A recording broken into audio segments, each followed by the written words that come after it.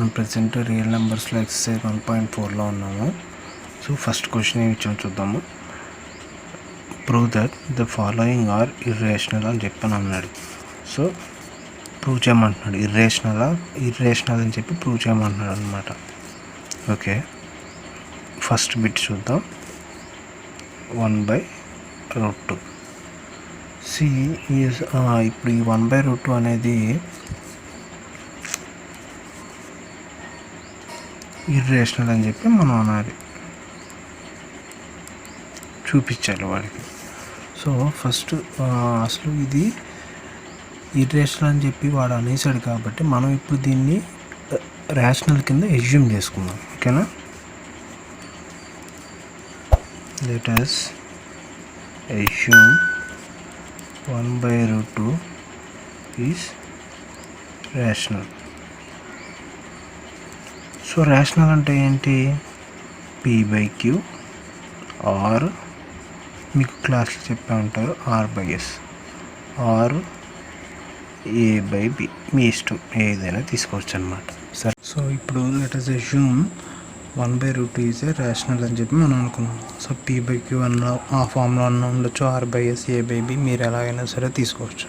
So ఇప్పుడు ఏంటంటే దీన్ని మనం రేషనల్ కింద ప్రూవ్ చేయాలి.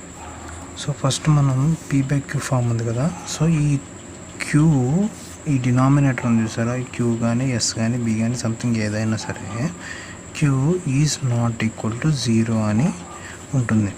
ఓకేనా, ఈ q ఈజ్ ఈక్వల్ టు 0 కనుక అయితే ఏమవుతుందంటే ఇన్ఫినిటీ అయిపోతుంది. 1/0 వచ్చింది అనుకోండి, అది ఇన్ఫినిటీ కింద వెళ్ళిపోతుంది. సో అందుకనే మనం ఇక్కడ q is not equal to 0 అని చెప్పి వేస్తాం అనమాట.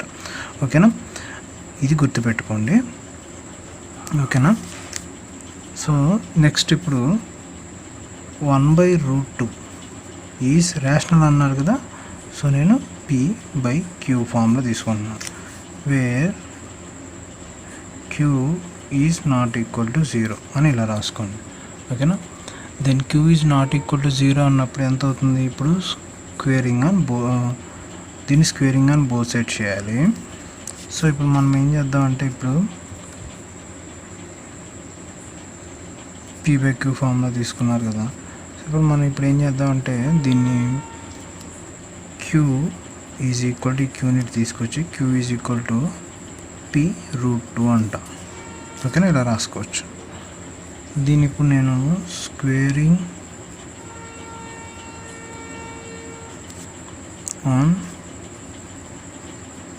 బోత్ సైడ్స్ చేస్తున్నాం. స్క్వేరింగ్ ఆన్ బోత్ సైడ్స్ చేస్తే ఏమవుతుంది? q² is equal to p² into 2. ఓకేనా, ఇలా అవుతుంది. సో ఇప్పుడు q² is equal to p² into 2. So ఇప్పుడు q² divided by 2 is equal to p², ఇలా రాసుకోవచ్చు. సో ఇప్పుడు ఏమవుతుంది? So therefore p² divides 1/2. So దీన్ని నేను ఎలా రాసుకోవచ్చు? If p² divides 1/2 then p divides 1/2, ఇలా రాసుకోవచ్చు కదా. p² డివైడ్స్ 1/2 అయినప్పుడు p డివైడ్స్ 1/2 అంతే కదా, ఇది ఈక్వల్ 2. సో ఇప్పుడు ఏమవుతుంది? అలాగే నేను ఇప్పుడు అస్యూమ్ చేసుకుంటున్నాను. ఎలా అస్యూమ్ చేసుకుంటున్నానంటే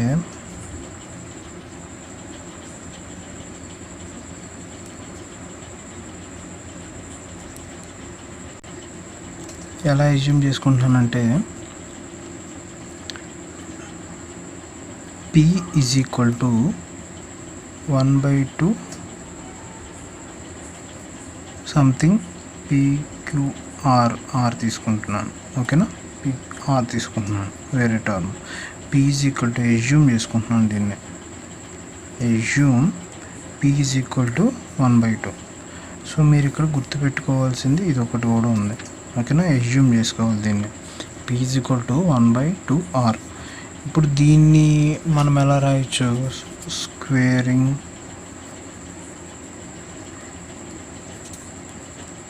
ఆన్ బోత్ సైడ్స్ చేస్తే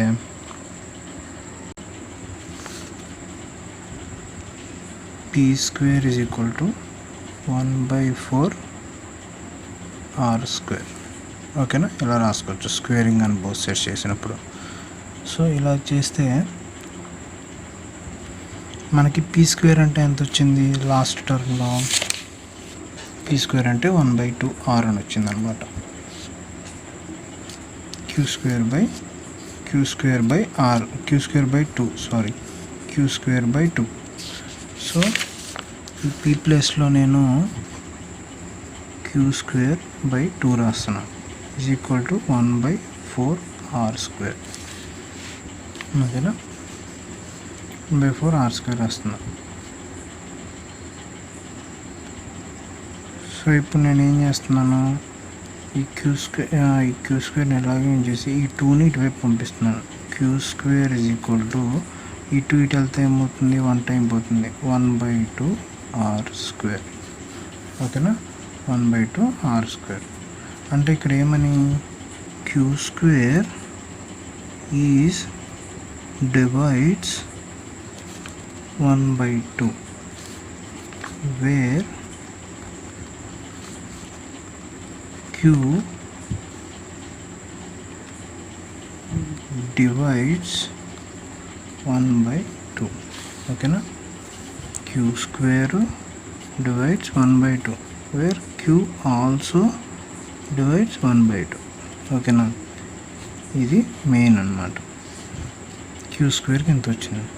వేర్ అప్పుడు మనం స్టార్టింగ్లో అనుకున్న ఎగ్జంప్షన్ రైటా కరెక్టా?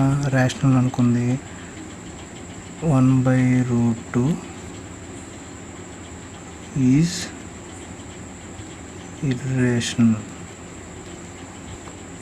irrational is right. Okay, where our assumption is wrong. ఓకేనా, ఇలా చేయాలన్నమాట ఫస్ట్. నెక్స్ట్ సెకండ్ బిట్ చూద్దాం. సో ఇది √3 + √5. సో ఈ √3 + √5ని మనం ఏం చేస్తామంటే √3, √5 ఆర్ సపరేట్ టర్మ్స్. ఓకేనా, ఇది సపరేట్ నెంబర్స్ అన్నమాట. సో ఈ సపరేట్ నెంబర్స్ మనం ఎలా అస్యూమ్ చేసుకుంటాం? Assume √3 + √5 is equal to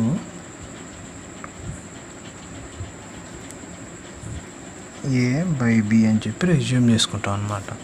so ఇప్పుడు √3ని అలాగే ఉంచేసి is equal to a/b minus √5. ఈ √5ని ఇటువైపు తీసుకెళ్తున్నాను అనమాట. అప్పుడు -√5 అవుతుంది.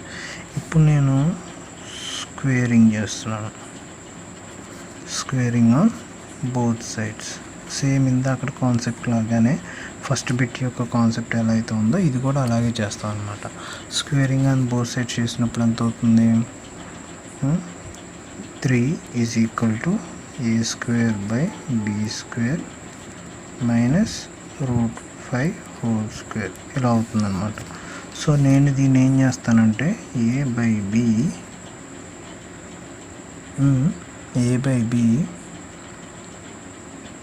మైనస్ √5² అని చెప్పి తీసుకుంటాను. సో ఇప్పుడు ఏమవుతుంది? a-b² ఫార్ములాలో ఉంది. సో నేను దీన్ని డెరైవ్ చేస్తున్నాను. సో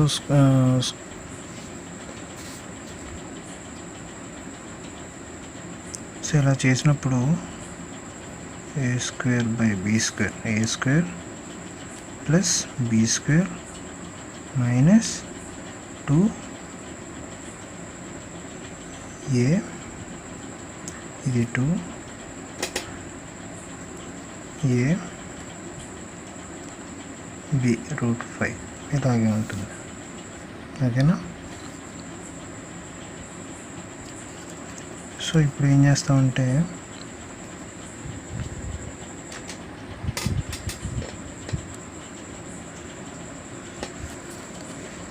ఈ 2√5 మైనస్లో ఉంది కదా, ఇటువైపు తీసుకొస్తాను అనమాట.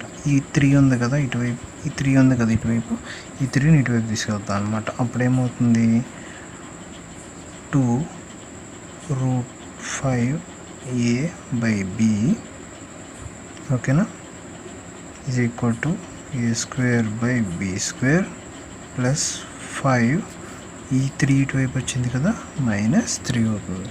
ఇలా అవుతుంది అనమాట. అంటే ఇప్పుడు ఏమవుతుందంటే నెక్స్ట్ ఈ స్టెప్ ఎలా రాసుకోవచ్చు అంటే, ఈ √5 ఉంది కదా, దీన్ని ఇటువైపు ఇలాగే ఉంచుతాను. ఈజ్ ఈక్వల్ టు మిగతా టర్మ్ అంతా ఈక్వల్ టు అవతలకి తీసుకెళ్తున్నాను. √5 is equal to a² plus 2b²/2ab.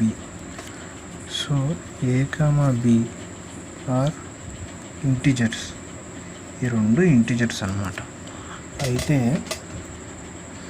a, b రెండు ఇంటిజర్స్ అయితే, so a² plus 2b²/2ab are rational. ఇవి రేషనల్లోనే ఉన్నాయి కదా present. So rational. So √5 is rational. ఓకేనా? సో దీని కాన్సెప్ట్ ఇలా ఉంటుంది అనమాట. సో √5 ఈజ్ రేషనల్, బట్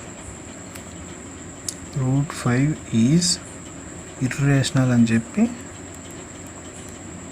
మనకి క్వశ్చన్లో ఇచ్చారు. So therefore √3 plus √5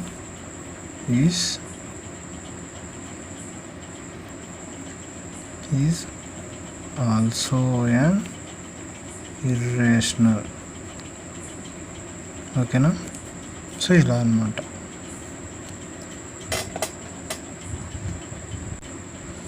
so next term, third term 6 plus √2. So ఈ 6 ప్లస్ √2ని నేను ఫస్ట్ ఎలా అజ్యూమ్ చేసుకోవాలి, a, b కింద, a/b కింద రేషనల్ టర్మ్లో అజ్యూమ్ చేసుకున్నాను. Assume 6 plus √2 is rational. Okay, ఇది రేషనల్ కింద నేను అజ్యూమ్ చేసుకుంటున్నాను.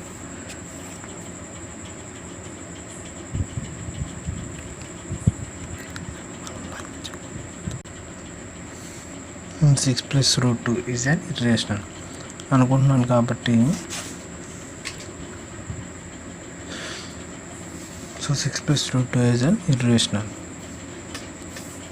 Wear 6 plus √2 is equal to a/b కింద తీసుకుంటున్నాను అనమాట. సో a/b కింద తీసుకుంటే ఏమైంది, ఈ √2ని ఇట్లాగే ఉంచేస్తాను, a/b -6 కింద వేసుకున్నాను. So √2 is equal to a minus LCM చేస్తున్నాను, a -6b divided by b. అంటే ఇప్పుడు ఇక్కడ ఏమొచ్చింది, since a, b are integers, ఇవి రెండు. ఓకేనా, ఇవి ఇంటిజర్స్. సో కానీ మనకి ఏమొచ్చింది ఇక్కడ, a -6b divided by b rational ఫామ్లో వచ్చింది, ఈజ్ రేషనల్ ఫామ్లో వచ్చింది. కానీ అక్కడ క్వశ్చన్లో మనకి ఏమంటున్నాడు, ఇర్రేషనల్ అని చెప్పి అంటున్నాడు. సో అవర్ ఎగ్జంప్షన్ ఏమని చెప్పి అనుకున్నాం, assumption 6 plus √2 is equal to a/b అనుకున్నది ఈజ్ రాంగ్ అని చెప్పి మనం కంక్లూడ్ చేయాలన్నమాట. అంతే. ఓకేనా, నెక్స్ట్ ఫోర్త్ బిట్ చూద్దాం. సో ఇది √5 ఫోర్త్ టర్మ్ కింద తీసుకున్నాం, fourth bit. So let us assume same ఇందాక ప్రీవియస్ బిట్స్ లాగానే let us assume √5 is rational కింద తీసుకున్నాం. సో రేషనల్ ఫామ్ అంటే ఏంటి, √5 ఈజ్ ఈక్వల్ టు r/s కింద, where s is not equal to 0. ఓకేనా. if r and s have a common factors కనుక ఉంటే అదర్ దాన్ 1, ఓకేనా, అదర్ దాన్ 1 కింద ఉంటే వాటిల్ని డివైడ్ బై కామన్ ఫ్యాక్టర్స్తో డివైడ్ చేయొచ్చు. ఓకేనా. కామన్ ఫ్యాక్టర్స్ అంటే నేను చెప్తాను, √5 ఈజ్ ఈక్వల్ టు a/b, ఇవి కామన్ ఫ్యాక్టర్స్ అన్నమాట. అవి ఏమవ్వాలి, కోప్రైమ్స్ అవ్వాలన్నమాట. ఓకేనా. ఈ a/b అనేది కోప్రైమ్స్ అవ్వాలి. ఇప్పుడు దీన్ని మనం అంటే ప్రీవియస్ బిట్స్ చేసాం కదా, √5 into b is equal to a కింద తీసుకుంటాం. స్క్వేరింగ్ చేస్తే ఏమవుతుంది, 5b² is equal to a². ఓకేనా. therefore 5 divides a².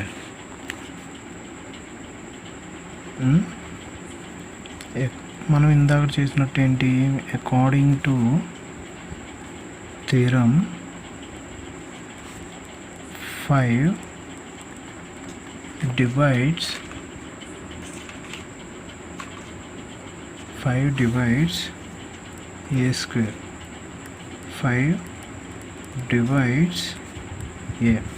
ఇందాక చెప్పాను కదా, a² అనేది 5ని డివైడ్ చేస్తుంది, అలాగే a అనేది కూడా 5ని డివైడ్ చేస్తుంది ఖచ్చితంగా.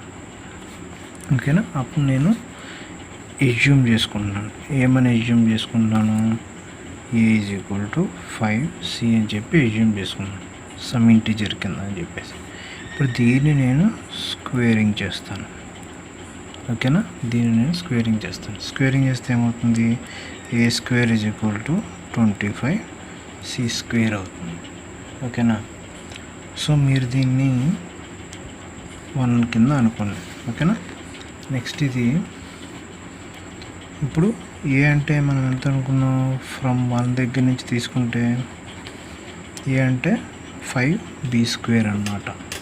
So 5b² is equal to 25c². ఓకేనా. 25c². So b² is equal to 25తో డివైడ్ చేస్తే 5 టైమ్స్ డివైడ్ అవుతుంది, 5c². So 5 divides b², where 5 divides b. ఓకేనా. మన ఎజంప్షన్ కరెక్టో కదా చూసుకోండి. a² అనేది 5తో డివైడ్ అయింది, అలాగే a కూడా 5తో డివైడ్ అవుతుంది ఖచ్చితంగా. ఓకేనా. అలాగే యాజ్ ఇట్ ఈజ్ మనకి ఇక్కడ b², ఏ టర్మ్ కూడా 5తో డివైడ్ అవుతుంది. ఓకేనా. ఇక్కడ తీసుకుంటే క్రాస్ మల్టిప్లికేషన్ అయినా సరే b² is equal to 5c కింద వస్తుంది. ఓకే. ఇప్పుడు మనకి ఇచ్చిన ఈ వచ్చిన రెండు టర్ములు బట్టి ఏం చేస్తామంటే, చూడండి, ఏ అండ్ బి టర్మ్స్ రెండు వచ్చాయి కదా మనకి. ఈ రెండు ఏంటంటే మనకి కామన్ ఫ్యాక్టర్స్ వచ్చినాయి రెండిటికి. ఓకేనా. రెండిటికి కామన్ ఫ్యాక్టర్స్ వచ్చాయి. ఓకే. రెండిటికి కామన్ ఫ్యాక్టర్స్ వచ్చాయి, 5 అనేది వచ్చింది, రెండు కామన్ ఫ్యాక్టర్. బట్ మనకేంటి, వి ఆల్రెడీ ఎజ్యూమ్డ్, ఏమని ఎజ్యూమ్ చేసుకున్నాం, that a, b are coprimes అని చెప్పి మనం ఎజ్యూమ్ చేసుకున్నాం. సో అలాంటప్పుడు therefore √5 ఈజ్ ఇర్రేషనల్ అనింది కరెక్టే. ఓకేనా. ఓకేనా. So our assumption is wrong అన్నమాట. ఓకేనా. అంతే. సో ఫ్రెండ్స్, ఇది సెకండ్ క్వశ్చన్ అనమాట. Prove that root P plus root Q is irrational where P Q are primes అన్నాడు. సో మనకి ఇక్కడ ఆల్రెడీ ప్రీవియస్ క్వశ్చన్ చేసాం అనమాట. ఇలాంటిదే ఏం చేసామంటే మనం √3 + √5 అని చెప్పేసి సెకండ్ బిట్లో చేసాం అనమాట. 1.4లో సెకండ్ బిట్లో ఉంటుంది. ఫస్ట్ క్వశ్చన్ సెకండ్ బిట్, ఓకేనా. అలాగే ఇది మనకి ఇక్కడ డిరైవ్ చేయమంటాడు. సో మనం ఫస్ట్ సొల్యూషన్ ఏం చేస్తామంటే లెట్ us assume, ఏమని అజ్యూమ్ చేస్తున్నాం, √p ఈజ్ రేషనల్ కింద అజ్యూమ్ చేసుకుంటున్నాం. వాడు ఇర్రేషనల్ అని చెప్పి ఇచ్చాడు, దాన్ని మనం రేషనల్ కింద అజ్యూమ్ చేసుకుంటున్నాం. అంటే అప్పుడు ఏమైంది, √p = a/b అవుతుంది, ఓకేనా. ఇవి a/b అనేది కో ప్రైమ్స్ అవటం వల్ల where a, b are co primes అవటం వల్ల we do not have a common factors other than 1 ఉండాలన్నమాట దీనికి, ఓకేనా. ఈ a/bకి రెండిటికి అదర్ దాన్ 1 ఉండాలన్నమాట కామన్ ఫ్యాక్టర్స్, ఓకేనా. ఇప్పుడు దీన్ని స్క్వేరింగ్ చేస్తున్నాను. స్క్వేరింగ్ చేస్తున్నప్పుడు ఏమైంది, p² అంటే p² రాదు, p = రూట్ ఉంది కదా, రూట్ పోద్ది, p = a²/b² అవుతుంది. సో నేను ఈ b²ని ఇటు తీసుకొస్తున్నాను, b² a², ఓకేనా. దీన్ని ఫస్ట్ టర్మ్ కింద అనుకుంటున్నాం. అయితే ఏమైంది, ఇక్కడ p డివైడ్స్ a² అవుతుంది. అండ్ దీన్ని మనం ఎలా రాసుకోవచ్చు, p డివైడ్స్ a కింద కూడా రాసుకోవచ్చు, ఓకేనా. ఏ అనేది pని డివైడ్ చేస్తుంది, p డివైడ్స్ a అనేది p అనేది ఏని డివైడ్ చేస్తుంది అనమాట. అలాగే p అనేది a² కూడా డివైడ్ చేస్తుంది, యాస్టిస్. సో ఇప్పుడు నేను అజ్యూమ్ చేసుకుంటున్నా ఏమని, ఈ ఏ ఉంది కదా, ఈ a = pc తీసుకుంటున్నాను. ఈ c అనేది ఏంటిది, c ఈజ్ సమ్ ఇంటిజర్ కింద నేను రిప్రజెంట్ చేస్తున్నా. ఇప్పుడు నేను దీన్ని స్క్వేరింగ్ చేస్తున్నాను. దీన్ని స్క్వేరింగ్ చేస్తే ఏమవుతుంది, a² = p² c², ఓకేనా.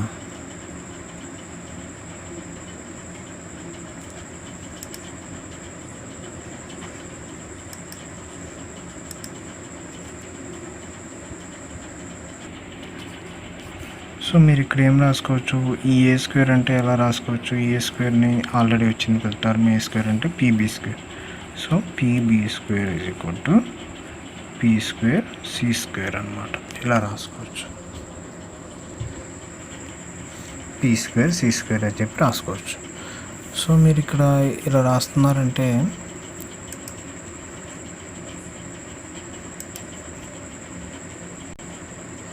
సో ఇక్కడ ఈ p ఉంది కదా, నేను ఈ pని ఇటువైపు తీసుకెళ్ళిపోతున్నాను. సో b²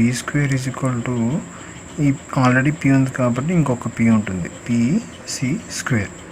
సో అప్పుడు ఏమవుతుంది, b² pc² అవుతుంది. Since p divides